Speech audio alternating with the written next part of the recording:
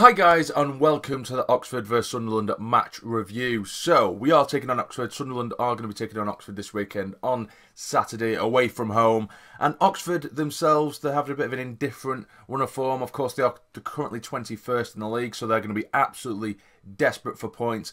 But recently, I think they've drew their last couple of games in the league, including a 2-2 draw against Barnsley, which to me, that's a very good result. Before that in the league, they beat Portsmouth, which again is an incredible result, despite how poor Portsmouth's form has been recently. They've had a pretty massive dip in form, Portsmouth, but they still find themselves at 21st in the league. I think it's just a case of seeing teams off or finishing teams off. Burton did go down to 10 men in the last league game, and they still only managed to get a draw out of it. But even so, they are clumbering away and they are picking up the odd point here and there, but they do find themselves in a lot of danger. Now, in the reverse fixture when we did play them, it was a 1-1 draw, and I was relatively impressed with them. I don't think they were a bad side whatsoever, so it is quite surprising to see where they are in the league right now. But I don't know whether that's just purely because we were playing at the Stadium of Light at the time, and a lot of teams come to the Stadium of Light and it is their cup final, because these kind of players, they might not ever play in a stadium like that again.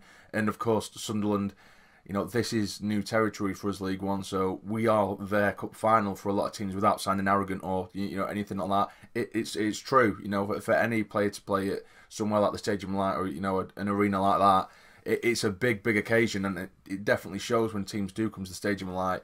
So I do actually feel a little bit more confident now that we're away from home. We seem to have a little bit less pressure on us.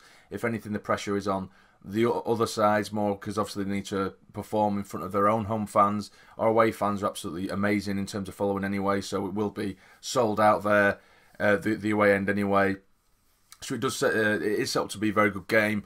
In terms of who I think we're going to be starting in the starting 11, I think we are going to go with a relatively unchanged lineup from the last game out when we did beat Wimbledon by a 0-0. The performance was pretty poor, but I do think that Gooch will start ahead of Morgan. Gooch was supposed to start in the last game, but just last minute he was taken out and Morgan was put in. But I do think Gooch will start in this game. But I also think that White will be dropped, and I think Grigg will get his first start. Grigg, of course, has only just recently signed for us. He didn't manage to play last week. He did have a little bit of a niggling injury, but he has been training all week. And, it still wouldn't surprise me if he did just come off from the bench. But with knowing Jack Ross, I do think he will just chuck Grigg straight in there, and I hope he does as well, because we desperately need goals. McGeady's currently in form as well, so I think to have McGeady on the pitch as well as Grigg, it's something we desperately need, and that's goals. And goals are coming from other players now, because since Madge is gone, we're kind of relying on the likes of McGeady. So yeah, I do think we'll have McLaughlin in goal, we'll have Reece James, Dunn, Flanagan and Matthews across the back, with Leadbitter and Power in the middle. We'll have McGeady, Honeyman and Gooch just behind Grigg up top. So that would be an exciting side to see. I do think we desperately need goals.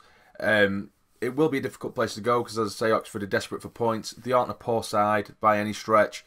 So yeah, it will be a difficult game, but I am going to predict a 2-0 Sunderland win, and I do think Grigg will get his first goal, which would be absolutely amazing. I think we just need a massive improvement on last week's performance. I do know that we keep saying once we hit the next gear, or once we move up a gear, that's when we're going to start flying.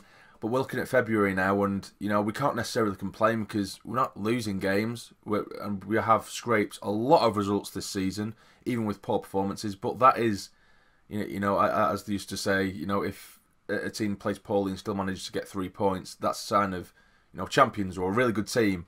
Which is true to an extent. It's just not pretty to watch at all, is it? But I suppose the statement still stands that once this team does get ticking, we will fly, and it's just taken a little bit of time to do that, because it is still a relatively new side together. And once it does start gelling, I mean, there's only been a handful of games this season where I think we actually played really, really well. A lot of them, it's been either a bang average performance or it's been a really poor performance, but we're still managing to get wins. So I think if we do manage to, get a bit of a swagger about us, bit of confidence, just get at teams from the off, then we will start to see goals flying in, because I don't know what the statistic is now. I think we've only scored 1 goal. We've scored in every single game so far this season. I think we're the only team in the Football League now that has scored every game so far this season. But we are only scoring 1 goal. We're not scoring 2, 3, 4, 5. We're only scoring their 1 goal. So hopefully Grigg does hit the ground running and he does get us a few goals to his tally.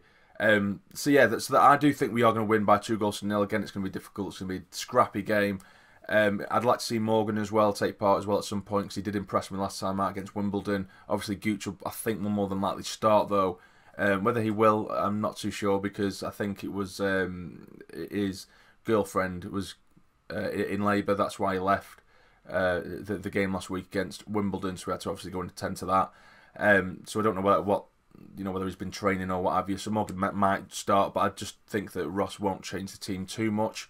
Personally, I would drop Power because I do think he just goes under the radar a little bit. And I said it in my review of the Wimbledon game. I said that that he has been under the radar and he's probably been one of the sort of underwhelming performers in recent weeks. When towards the beginning of the season, I quite confidently said that he's our best midfielder, and I did think that, and he does have the ability to do that. But he just doesn't seem to be the same player at the minute. He just seems to be relatively ineffective. So I don't know whether chucking someone like Dylan McGeoch in there, maybe O'Nien. I do think O'Nien deserves to start. There's no reason why not. It's just trying to fit him in now that Matthews is fit, and I know that O'Nien's favoured position is in the centre of midfield.